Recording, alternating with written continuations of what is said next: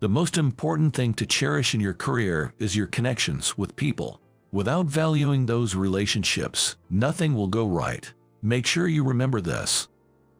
These were the words my late dad often repeated to me. 5 years ago, my dad passed away from an illness. As a kid, I found my strict dad difficult to deal with and always took shelter behind my mom. But as I grew up, I began to understand, vaguely, why he had been so strict with me. I think I never really opened up to my dad until I started working as an adult. However, after I graduated from college and began working at a company, we started to talk more. Occasionally, we'd share a drink, and on those nights, I could kind of feel a father-son bond. But he's gone now. He suffered a heart attack suddenly while at work and passed away. My name is George. I'm an employee working in the sales department. I'm not the type to stand out at work. There were many peers more capable than me, and I believe there were even subordinates with more potential. The job itself was rewarding, and I was paid decently, so I had no complaints. I also have a girlfriend, Erica, whom I'm thinking of marrying. Erica and I have been together for 2 years, and I'm considering proposing on our next anniversary. Despite the generally fulfilling days, there was just one thing that troubled me. I was persistently pursued by the company CEO's daughter. Her name is Michelle. She's 3 years my senior and works in the company's PR department. Originally, she was sent to a group company for training but returned to our company 3 years ago. For some reason, Michelle took a liking to me, and, despite knowing I have a girlfriend, she kept insisting on a relationship. You know, I've got more to offer than your current girlfriend. If you were with me, you could even become the CEO. She would leverage her position as the CEO's daughter to press her advantage. Of course, I wasn't swayed by her advances. I couldn't come up with clever retorts or handle it jokingly, so I just responded with indifferent "Oh, is that so?" whenever she brought it up. Somehow, that seemed to fan the flames even more in her. I never liked Michelle to begin with. She's the type to flirt with men but turns cold and strict with other women. Even when she's at the office, she doesn't work. I'm the CEO's daughter, so it wouldn't be good for me to handle this. She'd say, spouting things that made no sense, just to dump her work on other employees. The CEO was ridiculously lenient with her. Even when Michelle did whatever she wanted at the company, he just turned a blind eye. "Michelle, could you please find someone else to bother?" That's what I found myself wishing for. Time passed, and then something happened. That morning, as soon as I arrived at work, someone from HR approached me and told me to go to the CEO's office. And there, I was told by the CEO himself that I was being demoted. The reason? Alleged harassment to Michelle. Of course, that wasn't true. If anything, I was the one who had been subjected to borderline abusive behavior. No, I haven't done anything to inconvenience Michelle in any way, I told the CEO confidently. "What's that? Are you saying my daughter is lying?" he asked. Yes, that's right, the words were on the tip of my tongue, but saying them seemed pointless as I doubted the CEO would believe me. If anything, I'd probably just be labeled a liar. The CEO had been told by Michelle that I was relentlessly pursuing her, a baseless accusation. And I figured she must have been the one to suggest my demotion. I had an inkling why Michelle might have fabricated such a lie. Probably because I had clearly rejected her. She had been insistently asking me out to dinner a few days before. No matter how many times I said no, she wouldn't listen, so I had to be clear that I had no intention of dating her. "I have no interest in dating you. I have a girlfriend whom I'm planning to marry. I love her more than anyone else, and I will never leave her for you. I'm sorry, but you have to let go," I had told her. Michelle looked unsatisfied, but I immediately left the scene. She must have been angry about that. I never imagined she would seek revenge in this manner. I haven't done anything to come onto Michelle. I insisted to the CEO once more, but he was not willing to listen. And just like that, I was unceremoniously sent off to a branch office in the countryside. Man, it's really a shame you got targeted by someone like her. Seems like tough luck is the only phrase that comes to mind, huh? Colleagues who knew the situation were all saying the same thing. They all sympathized, but nobody could help. I mean, who would want to cross the CEO's daughter? When I told Erica about the demotion, she looked sad. You'll make it back here eventually. Just think of it as a change of scenery. You know what they say, after the worst happens, something great is waiting around the corner. This must be a sign of better things to come. As always, she lifted my spirits with her positive outlook. And so, we began a long-distance relationship. Nice to meet you. I've been transferred from the head office. My name is George. I look forward to working with you starting today. Sure, nice to meet you too. Even as I introduced myself, employees at the branch seemed uninterested. In fact, some even mocked me, saying I must have been sidelined because I was no good to use. At the branch, I was assigned to simple inventory management instead of sales. Honestly, I felt no sense of fulfillment. My days were just spent counting stock. When I finished work early and asked my boss if there was anything else I could help with, I was curtly told there wasn't anything and just left to sit around. I had pretty much become a corporate NEET. I lost a title, and the allowances I once had were gone. I stopped pondering too deeply about this so-called demotion. That was my daily routine until one day. A phone call came through for me. It was from a client of our company, one I had been in charge of when I was in the sales department at the head office. Now, another salesperson at the head office was handling them. John, the client's representative, was surprised to find out that I was no longer in charge and called me. George, we were doing business with your company because you were handling our account. Our CEO was quite shocked when the person in charge suddenly changed. John told me that. Why were you taken off the account? Did I do something to upset you? John asked, sounding concerned. No, that's 100% not the case. I responded immediately and whispered to John. Actually, I've been transferred to a branch in Maine. You could call it a demotion. I said with a wry smile. What, you, George? John was surprised. I almost blurted out something about Michelle, but managed to hold back. I'm really sorry for any inconvenience I've caused. I apologized to John and ended the call for the day. Then, about a week later, something happened that would greatly change my life. I had come home early that day and was having a drink at home. Then my work cell phone rang. Ah, it's President Smith.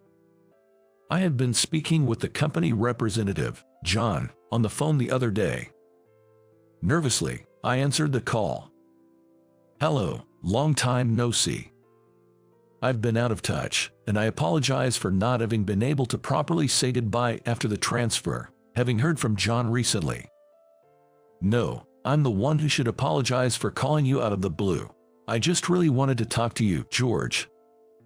President Smith had just turned 40, a young executive. We had happened to meet at a bar once and shared a drink. He's a man with a calm demeanor and an approachable personality.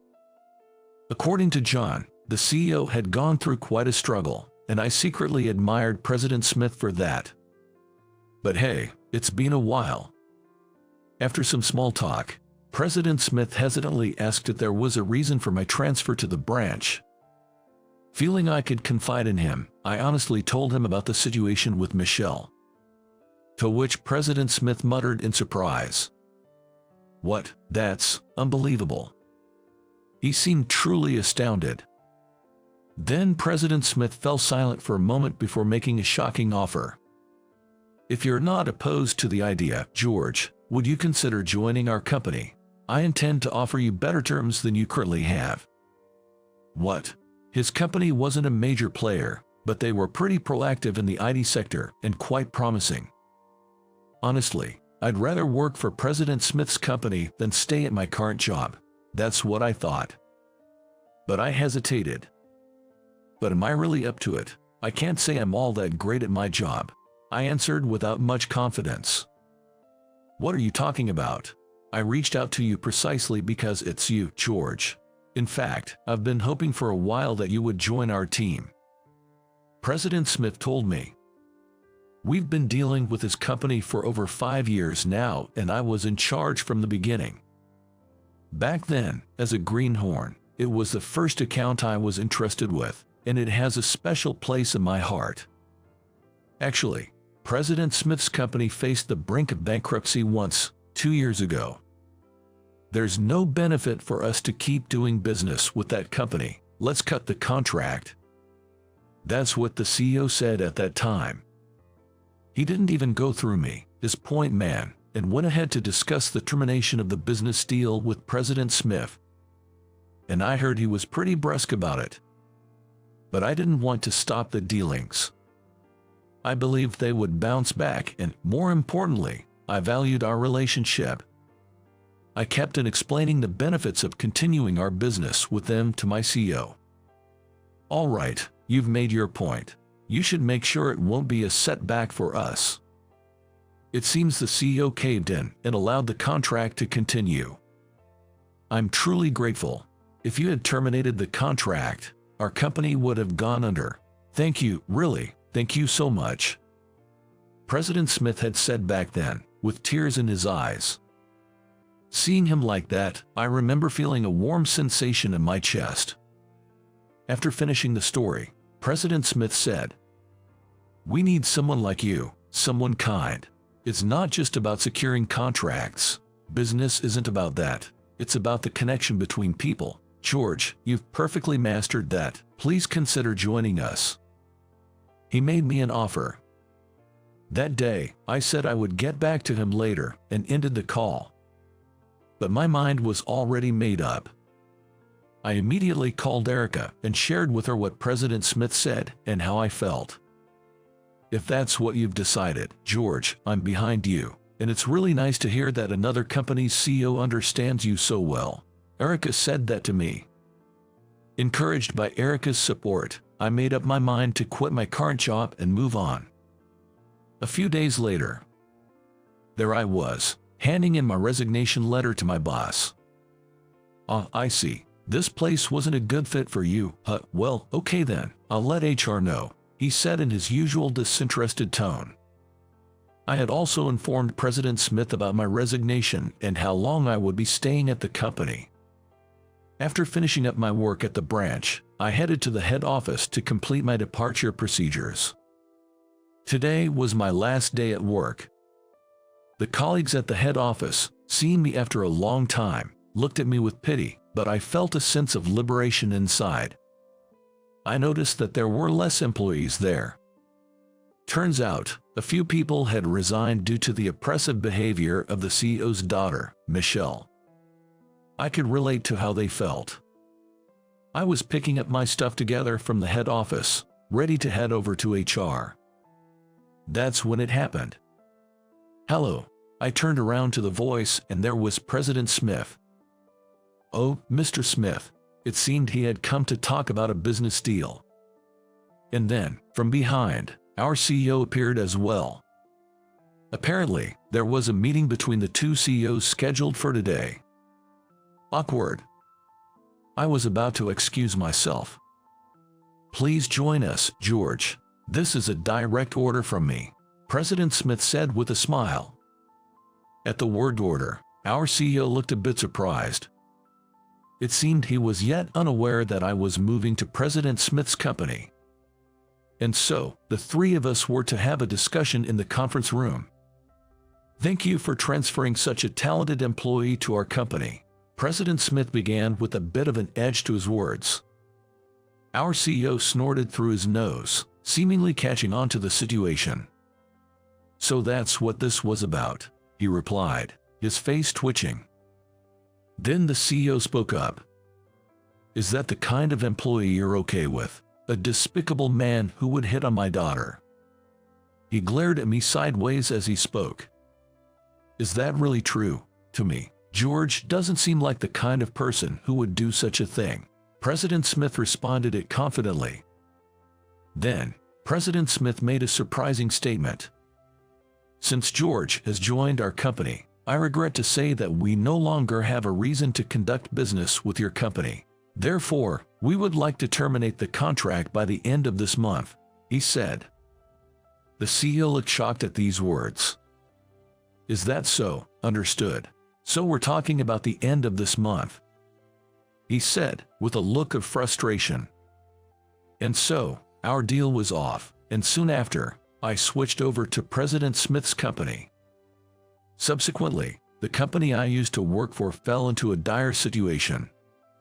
Word got out in the industry that our company had broken off the deal, and one by one, other partners began to cancel their contracts. It seemed that President Smith, with his extensive network, had been talking to our competitors about the true state of my old company, which had an impact. The employees, realizing the crisis, started to leave in droves, and the company's reputation plummeted, so much so that hardly anyone wanted to join anymore. The company spiraled down daily, and now it was on the brink of bankruptcy. By the way, Michelle, notorious for her ruthless marriage hunting, ended up having her actions recorded, and it seems she's being questioned by the ethics committee.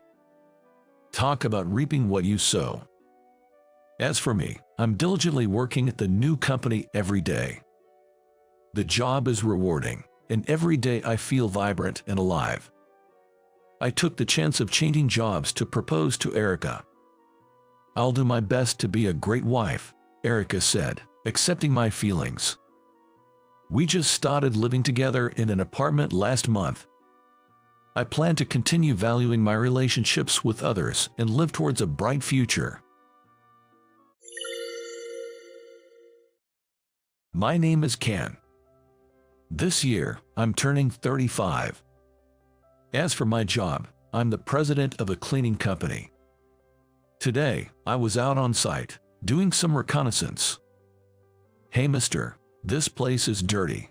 Oh, thanks for letting me know. I have a bit of a concern.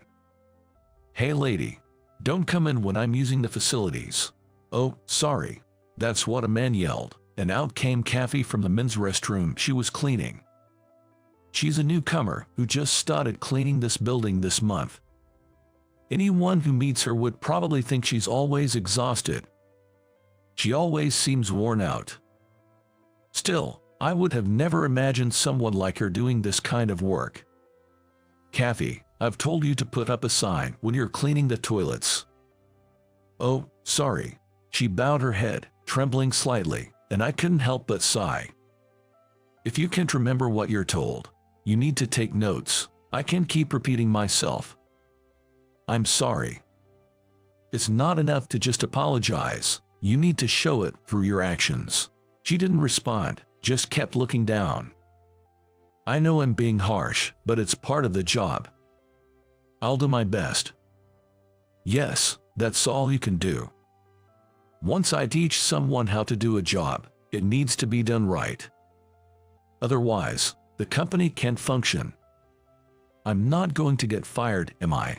That depends on how much you put into it. Yes, she answered without raising her head. Also, when you talk, can you at least lift your head? It's hard to hear you. Oh, sorry. You don't need to apologize for that. Yes, sorry.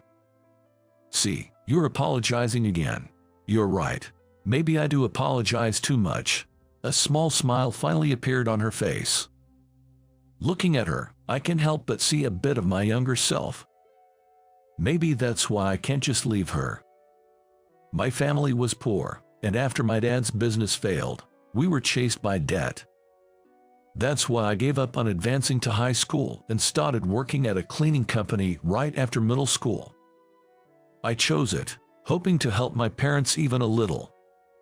But there was this woman who would mock me for cleaning. Skipping high school to become a cleaner. Unbelievable. Her sneering face is something I can't forget. Jer, unlike you, living off your parents, I can buy what I want with my own money, and if I set my mind to it, I could save up and even go to college. I glared back at her. I hated being mocked by someone who was still supported by their parents. What did you say? I could have my dad fire you any time. Her face turned red as she shouted at me. Yeah, and then the company would get a bad rep for letting an employee go just because of a daughter's tantrum. Come on. Why do you have to be so cheeky? Remember this. She stormed off like that for the day. Looking back now, she might have been taking out her irritation on me, the irritation of her parents pushing and giving her all sorts of things. But that was just a mature lashing out. Yet, decades later, I can painfully relate to how she felt. I, too, had been living while suppressing the urge to lash out my irritations on someone else. And yet, without being harsh to others, I somehow managed to get by up to this point. Maybe that's why I couldn't forgive her even more. A few days later, Kathy, who had been working without any absences, suddenly took a day off from work. When I asked the manager what happened, he replied, "She's quitting, I'm afraid. She just told us yesterday. It was sudden, and I apologize." No way. Hearing that she quit out of the blue, my mind went blank. Remembering how Kathy had tried her best despite all the warnings, I couldn't stay put and found myself heading to her house. "Are you sure you're okay?" "I'm fine. I'll be back in about 30 minutes. I told the driver and got out of the car. The place I was looking for was Kathy's apartment complex. To put it kindly, it wasn't pretty. Who would have thought that she, originally the daughter of the president, would be living in a place like this? Is it really okay for her to quit her job? My concern slipped out as a murmur. "Yes, this is Kathy." I rang the doorbell, and a worn-out-looking Kathy opened the door with a vacant expression. She was startled to see me in my designer suit. "Ken, is that you? Wait, what's with the outfit?" In that moment, her face clouded over rapidly. "Are you here to mock me?" It was she who used to sneer at me when she used to lead a rich life as the president's daughter. Her face, about to cry, turned towards me. "No, I'm just worried about you, Kathy." I gave her a gentle smile. "Worried? Are you satisfied to see how poor and fallen I've become?" "That's not what I think at all." At my words, tears started to overflow from her eyes.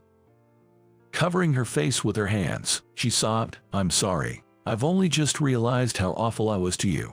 I don't even know how to apologize. Why did you suddenly quit your job? The day service system I was using changed, and the number of days I can use a helper has decreased. So I decided to switch to a job I can do from home." She explained her current situation to me. Apparently, her mother needed care, and she had been working while getting help from the city's caregivers. Due to changes in the system, the caregiver was no longer as available, so she had to change her way of working.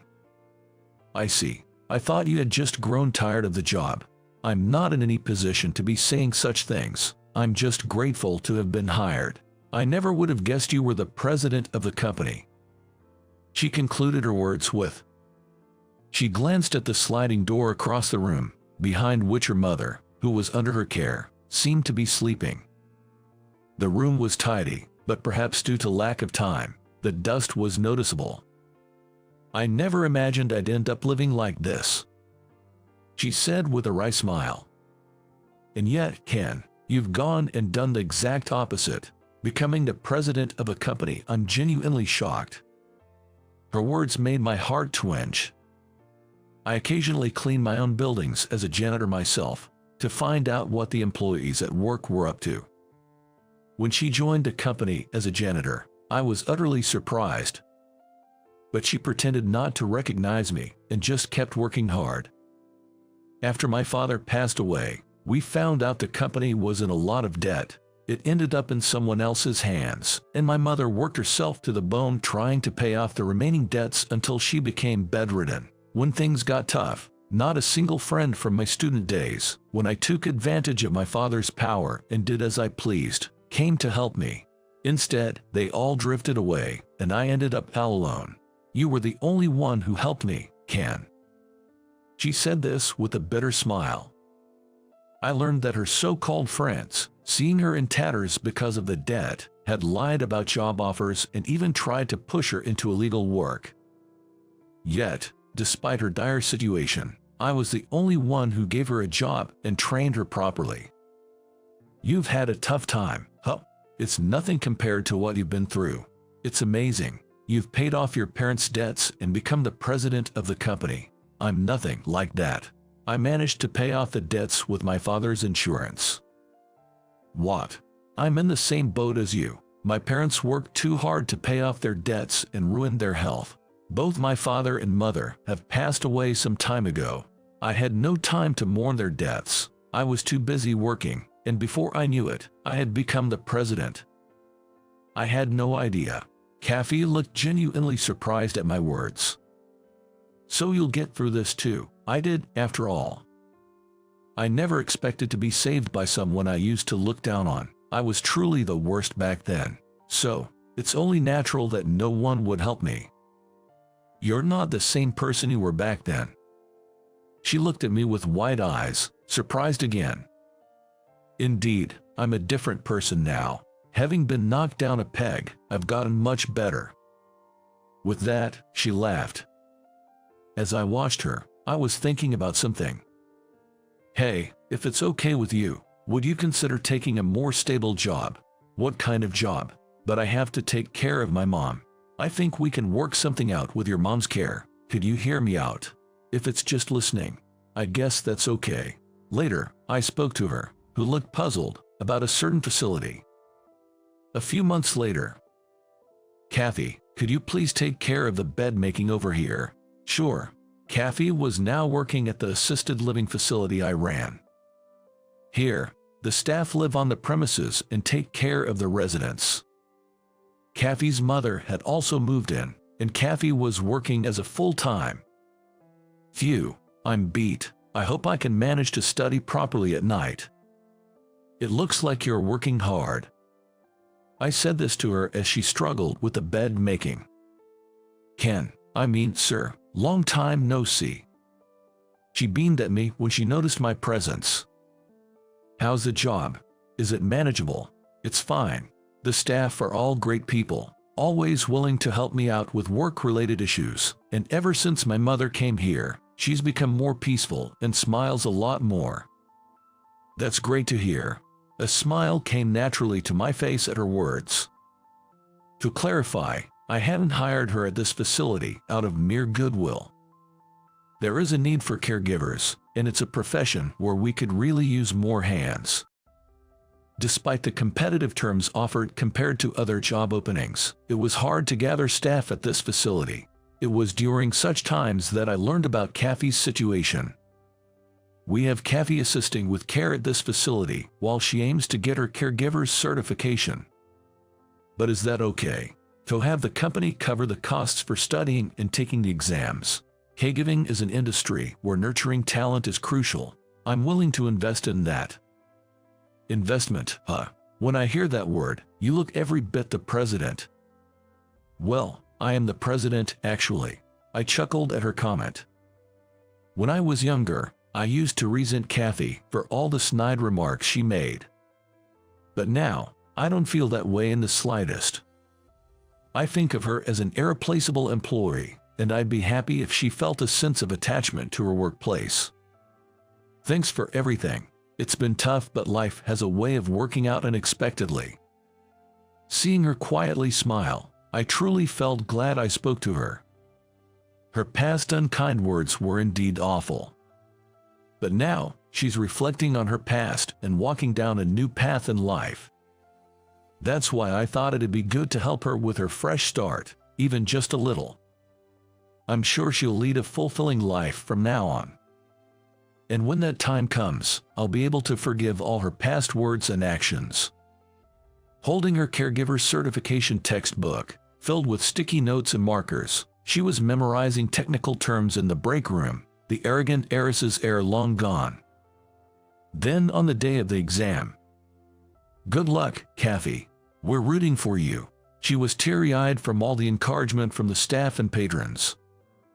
I drove her to the station. "I feel like I studied harder than when I was a student." "Did you write down everything you were told?" "Of course," Kathy replied, holding her densely written notebook. "If you pass, let's celebrate." "You don't have to worry about that. I think it'd be nice to have a celebration party with everyone at the facility, including your mom." "I think I'd definitely cry." "Then make sure you pass." "Is that an order from the boss?" "Huh, you can think of it that way." A smile peeked through her tense face. Arriving at the station, I opened a passenger door for her and had a sudden thought. Right, once business settles down, maybe I should take the college grad exam too. You made me want to study. Really? Kathy's eyes widened slightly with delight.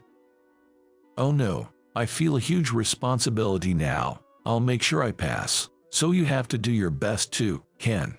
Remember, I hadn't forgotten when you said I could make it to college on my own if I set my mind to it. Did I say that? Well, it does feel like I could actually do it. Anyway, just do your best, Kathy." "Yes, boss, I'm so glad to work for you, and I want to keep working even more, so I'll do my best." With that, Kathy headed for the station.